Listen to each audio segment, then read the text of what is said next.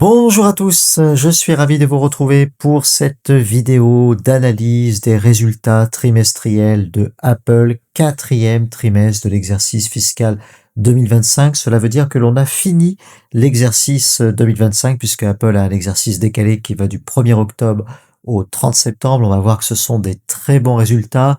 L'action Apple est au plus haut à 270 $ au moment où je tourne cette vidéo, donc en cette soirée du 31 octobre 2025. Alors, la question qui est posée est la suivante. L'action Apple reste-t-elle une bonne affaire? Et la réponse, je l'ai mis en gros, oui. C'est un grand oui. Alors attention, cette vidéo n'est pas un conseil en investissement, c'est uniquement mon analyse et mon opinion personnelle, mais je vais vous dire pourquoi, selon moi, à 270 € l'action Apple est toujours une bonne affaire. Apple représente environ 10% de mon portefeuille et je ne vends pas, je garde Apple, j'ai bien l'intention de conserver Apple très longtemps et si possible jusqu'à ma retraite, c'est-à-dire au moins une quinzaine d'années.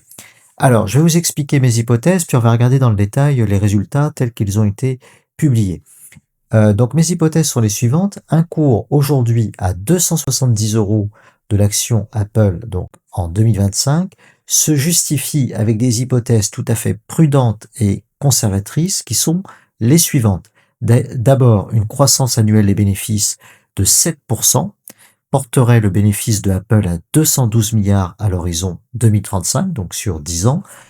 Une croissance de seulement 7% des bénéfices, c'est très conservateur pour Apple parce qu'on va voir qu'il y a notamment la division service qui a une croissance phénoménale et puis Apple, par la qualité des produits qu'ils mettent sur le marché, capte au minimum la hausse de la masse monétaire, mais bien davantage.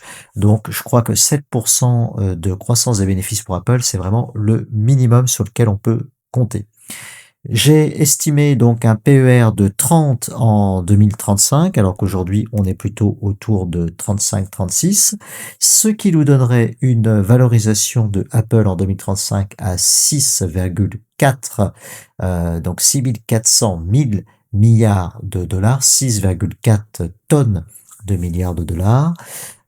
Et si nous avons à l'horizon 2035 11,46 milliards d'actions en circulation, eh bien cela justifie parfaitement le cours actuel de 270 € en 2025, puisque cela nous donnerait un cours de 555 $ en 2035, donc avec une valorisation de 6400 milliards de dollars en 2035 pour 11,46 milliards d'actions. Ça nous donnerait un cours à 555 $ en 2035. Donc si je rétroagis, si je reviens en arrière jusqu'à 2025 avec un taux de rendement annuel sur le cours de 7,5%, ce qui est à peu près la moyenne sur le S&P 500, ça nous donne bien 270 $ aujourd'hui.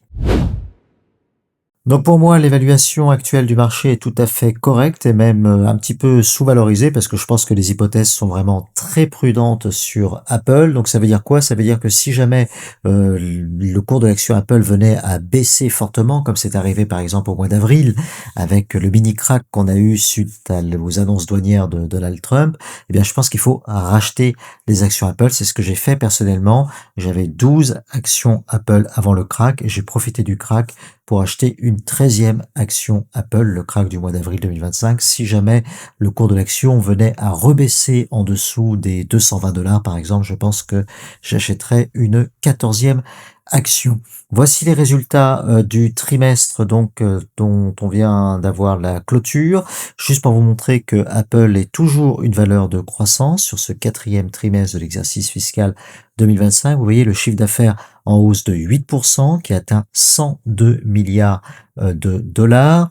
Le bénéfice par action, le bénéfice par action, le BNA, en hausse de 13% et qui atteint 1,85 $ sur ce trimestre. Alors la hausse, c'est par rapport au trimestre au trimestre équivalent de l'exercice précédent. Donc 13% par rapport au quatrième trimestre de l'exercice 2024. Le dividende par action, lui, la troisième case de cette petite infographie, reste à 26 centimes de dollars, donc ça ne change pas. Et le résultat d'exploitation en forte hausse sur ce trimestre, en hausse de 10% par rapport au trimestre équivalent de l'exercice précédent, à 32,4 milliards de dollars. Alors vous le voyez, la valorisation actuelle de Apple est maintenant supérieure à 4000 milliards de dollars, puisque le cours de l'action se situe entre 270 et 280 dollars au moment où je tourne cette vidéo, et qu'il y a 14,84 milliards d'actions en circulation. Apple qui fait régulièrement des rachats d'actions pour les annuler, ce qui fait que le nombre d'actions en circulation diminue au fil des temps, et c'est ça qui me plaît beaucoup avec l'action Apple. Vous savez que Apple a pour politique de distribuer assez peu de dividendes, mais d'utiliser son cash flow, son bénéfice annuel essentiellement pour faire des rachats d'actions. Donc vous voyez, au cours des années, le nombre d'actions n'a fait que diminuer. Vous voyez, en 2020, il y avait 17 milliards d'actions Apple et il n'y en a plus maintenant que 14,84 milliards. C'est pourquoi j'estime qu'à l'horizon 2035, il devrait y avoir entre 11,5 et 12 milliards d'actions Apple. S'agissant du dividende, alors le dividende est assez faible puisque le taux de distribution est assez bas, entre 16 et 20%. Le dividende augmente quand même chaque année. Le coupon augmente chaque année d'environ 4%. Il est actuellement à 1,04 dollars par action pour un exercice complet, donc à 26 centimes de dollars pour un trimestre. Il devrait probablement augmenter également lors du deuxième trimestre de l'exercice 2026. Il est probable donc que Apple annonce une hausse de son dividende. Je suppose, j'anticipe, je prédis un dividende à 27 centimes de dollars par action, un dividende trimestriel, donc ce qui nous ferait 1,08 dollars par action, donc un dividende symbolique de l'ordre de 0,5% de l'action, mais tant mieux à la limite, puisque moi je préfère qu'il y ait des rachats d'actions, puisque ça permet de soutenir le cours de l'action, de porter à la hausse le cours de l'action, alors que le dividende, lui, est soumis au PFU, puisque c'est un revenu distribué, et la hausse du cours de l'action, elle n'est pas imposable, c'est une plus-value latente. Tant qu'on n'a pas vendu, on n'est pas imposé. Alors un petit zoom sur l'activité opérationnelle et en particulier sur la division service qui est probablement la division la plus sous-estimée de Apple et qui a une croissance vraiment phénoménale et qui va générer l'essentiel de la hausse de la marge brute dans les années à venir. J'y viens dans un instant, mais d'abord regardez le chiffre d'affaires sur l'ensemble de l'exercice fiscal 2025.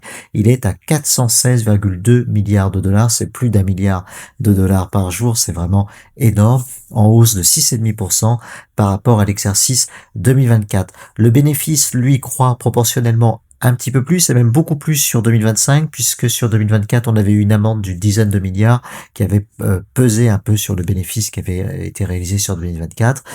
Mais du coup sur 2025, si on neutralise cet aspect exceptionnel de 2024 lié à l'amende, on a une hausse du bénéfice de l'ordre de 7 à 8%.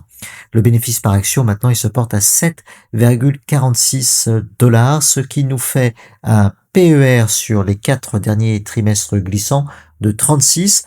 C'est un petit peu au-dessus de la moyenne historique de Apple, mais ce n'est pas non plus extrêmement surévalué. Donc on a un PER tout à fait raisonnable de 36 pour le moment. Le PER forward, si on part sur une base d'une hausse du bénéfice d'environ 10%, il est à 33 estimé pour l'année prochaine, donc un PER forward qui reste également raisonnable, mais bien évidemment, la moindre mauvaise nouvelle ou si les taux d'intérêt devaient remonter, ça pourrait faire baisser le cours de l'action Apple qui n'est pas surévalué actuellement, mais qui reste quand même évalué à un niveau élevé. Il faut quand même avoir ça en tête. Si on regarde les produits, on a toujours de la croissance sur l'iPhone, 209 milliards pour 2025 contre 201 en 2024. On a aussi de la croissance sur le Mac, 33,7 milliards contre 30 milliards en 2024. Sur l'iPad aussi, 28 milliards contre 26,7 milliards. En revanche, sur les montres, les accessoires, les AirPods, etc., 35 milliards contre 37 milliards l'année dernière. Donc, ça semble avoir un petit peu stagné sur cet exercice. Mais enfin, ça, c'est pas le plus grave. Le plus important à signaler, c'est la branche service qui explose puisque sur l'exercice fiscal, la division service a maintenant dépassé les 100 milliards de chiffre d'affaires. On est à 109,2 milliards de chiffre d'affaires contre 96,2 milliards en 2024. C'est vraiment énorme. Et regardez cette infographie qui me paraît très parlante. Elle a été conçue à partir de 2007.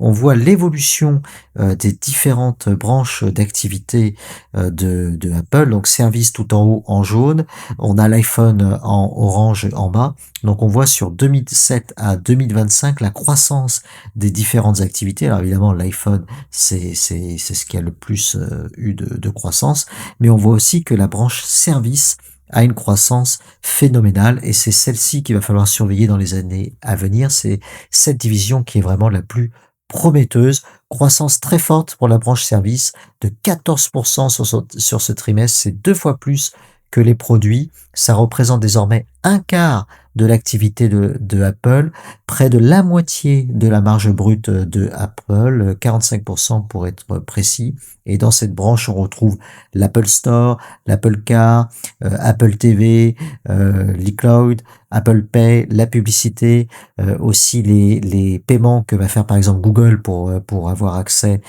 pour pouvoir mettre ses applications directement sur iOS. Tout ça, c'est la branche service de Apple et on voit que c'est de plus en plus important et ça va beaucoup contribuer à la hausse du bénéfice dans les années à venir. En conclusion de cette rapide analyse, je fais une analyse quasiment tous les trimestres sur Apple, vu que ça représente quand même 10% de mon portefeuille. C'est normal, je suis l'action. D'ailleurs, si ça vous intéresse de suivre cette analyse trimestrielle, n'oubliez pas de vous abonner, comme ça on se retrouvera plus facilement sur YouTube la prochaine fois. Donc ma conclusion est la suivante. Apple fait partie des 3 entreprises les mieux valorisées au monde, avec Nvidia et Microsoft, mais elle n'est pas survalorisée. C'est en tout cas mon opinion. Son principal atout reste sa division service avec l'iPhone, la division service qui assure le principal moteur de croissance dans les années à venir, une rentabilité qui est donc croissante et récurrente. Il ne faut pas non plus sous-estimer la capacité d'innovation de Apple, même si on n'a rien vu d'extraordinaire ces dernières années, hormis l'Apple Vision Pro. Je pense qu'on peut être agréablement surpris dans les années à venir, notamment avec les lunettes connectées qui vont ouvrir un nouveau marché. Et puis, il y a surtout la fidélité des consommateurs à l'iPhone qui demeure un socle solide pour les revenus futurs de Apple. Les difficultés que Apple a rencontrées autour de l'intelligence artificielle et de Apple Intelligence, pour moi, ne sont pas inquiétantes. Apple a toujours su prendre son temps pour maîtriser ses virages technologiques et en tout état de cause, sa clientèle n'est pas tant demandeuse que ça. La clientèle d'Apple a largement les moyens, si elle le souhaite, de souscrire des abonnements à Grok ou à ChatGPT. Elle n'attend pas spécialement d'Apple des applications natives dopées à l'intelligence artificielle. En tout cas, on n'a pas vu d'impact sur les ventes liées au retard dans l'IA de Apple. Donc chaque année, on critique Apple pour son manque d'innovation. Il est habituel de dire que l'iPhone de l'année qui sort ressemble beaucoup à l'iPhone de l'année précédente. Mais ce qu'on constate, c'est que malgré tout, les ventes sont en hausse, ce qui veut dire que Apple connaît très bien ses clients.